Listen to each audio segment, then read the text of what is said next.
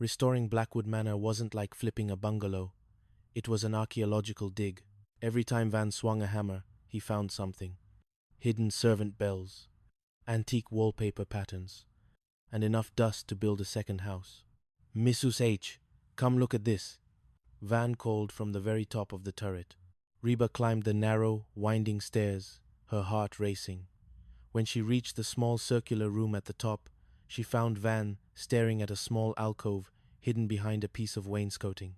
Inside was a leather-bound diary and a dried rose, preserved by the dry Texas air. "It belonged to Clara Blackwood," Reba whispered, opening the brittle pages. "She was the sister Elias wrote to. She never left this house. She spent her days up here, painting the sunrise."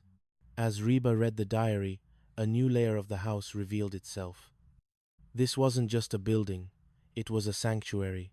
Clara had written about her love for a man she could never be with, a rival architect who had built the very houses Elias hated. "Wow," Van said, his voice hushed. "So the house is haunted by a forbidden romance? That's way better than toxic mold." "It's more than that, Van," Reba said, her eyes gleaming. "It gives the house a heart. People don't just want a renovated mansion, they want to live in a story. We're changing the design." Chapter 22. The Heart of the House.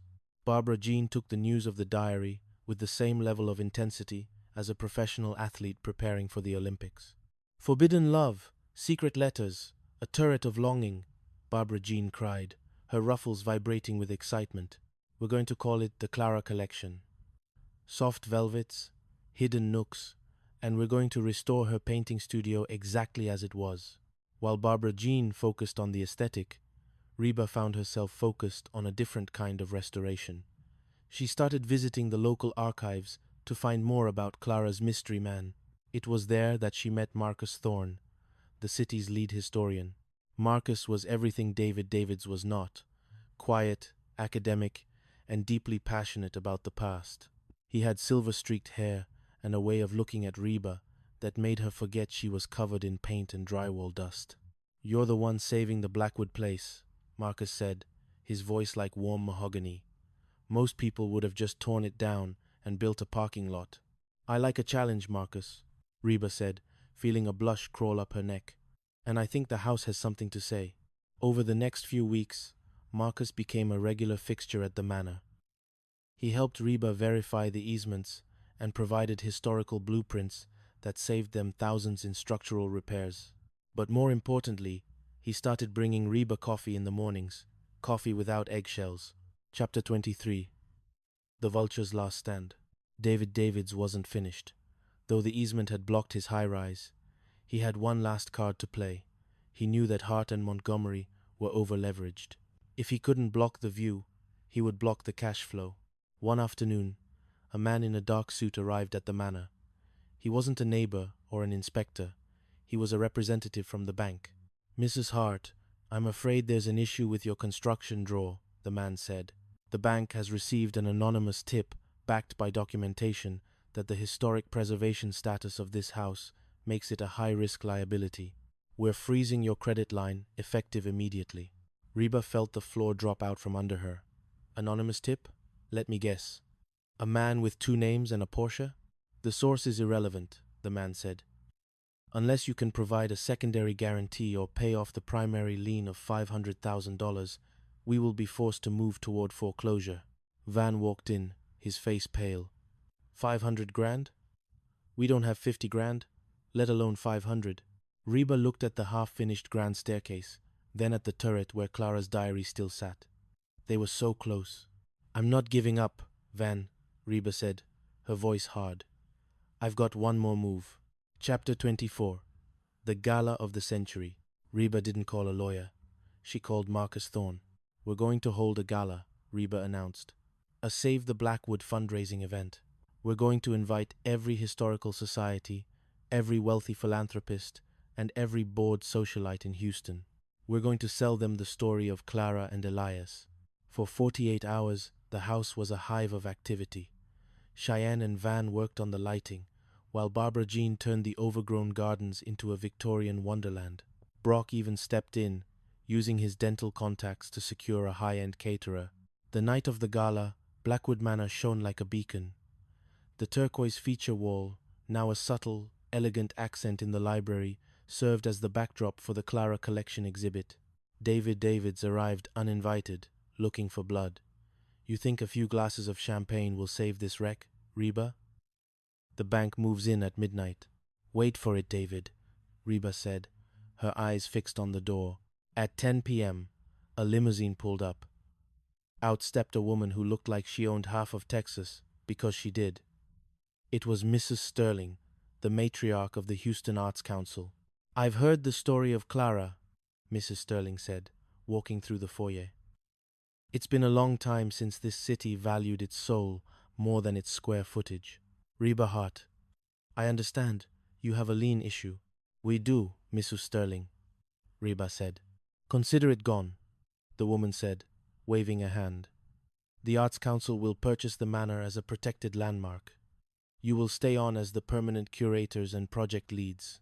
And as for the lot next door," she looked at David Davids with a gaze that could wither a cactus. "I think it would make a lovely public park. Don't you, David?" Chapter 25. The call from California. Just as the dust settled on the Blackwood Manor project, a new kind of storm was brewing, one made of cameras, lighting rigs, and a very persistent producer named Jax.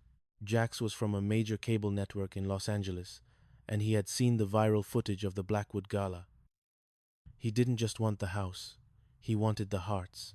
"It's the perfect narrative arc, Reba," Jax shouted into the speakerphone. The fiery redhead, the former linebacker, the quirky designer with a turquoise obsession. "We call it the Texas Flip. It's raw, it's real, it's profitable." Reba looked at Van, who was currently wearing a hard hat with a GoPro attached to it. "I don't know, Jax. We're builders, not actors. I don't want to spend my day faking drama for the ratings." "Who said anything about faking?" Jax laughed. "Your family provides enough drama naturally to power a small city. We start shooting the pilot in 2 weeks. Don't let me down." Chapter 26. Pilot Season. The arrival of the film crew turned Blackwood Manor into a chaotic circus. Suddenly, every nail hammered and every wall painted had to be done twice, once for the house and once for the camera. "Can you say that again, Van?" "Longing for what? The drill?"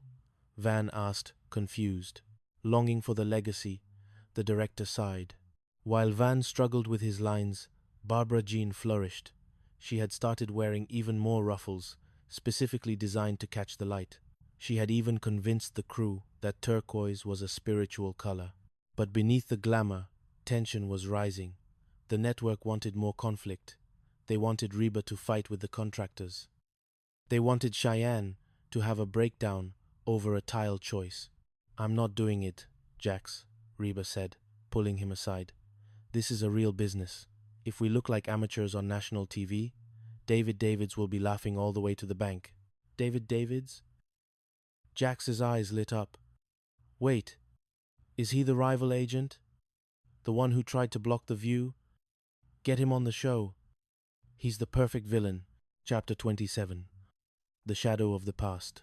As the pilot episode neared completion, a face from the past appeared that wasn't in the script.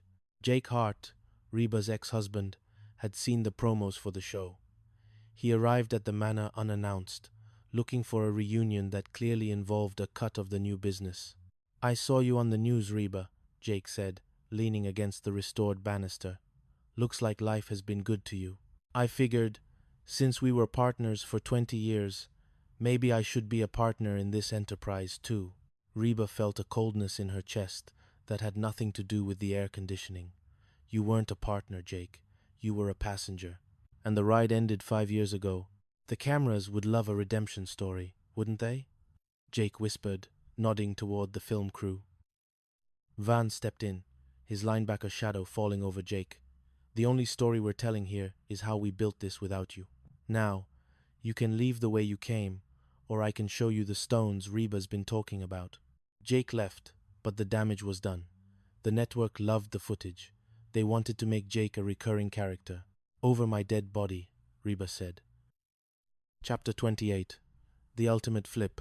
Reba made a choice. She sat down with Jax and the network executives and gave them an ultimatum. "We'll do the show," Reba said, "but we're changing the format. We're not just flipping mansions for millionaires. Every third project we do will be a community flip. We find a family in need, a veteran, a single parent, a teacher, and we restore their home for free, using the profits from the show." The executives hesitated. "But where's the conflict? Where's the drama?" "The drama is in the survival," Reba said. "The drama is in seeing a roof that doesn't leak for the first time in 10 years. That's the Heart brand. Take it or leave it." They took it. The first community flip was a tiny house on the south side of town, belonging to a nurse who had lost everything in the storm. The episode broke every ratings record the network had. People didn't want sharks. They wanted heroes. Chapter 29. The Corporate Shark. Success, as Reba Hart was quickly learning, was the ultimate shark bait. By the end of the second season of the Texas Flip, Hart and Montgomery Enterprises wasn't just a local success, it was a national brand. But with that brand came interest from people who didn't care about community flips or historic easements. They cared about the bottom line.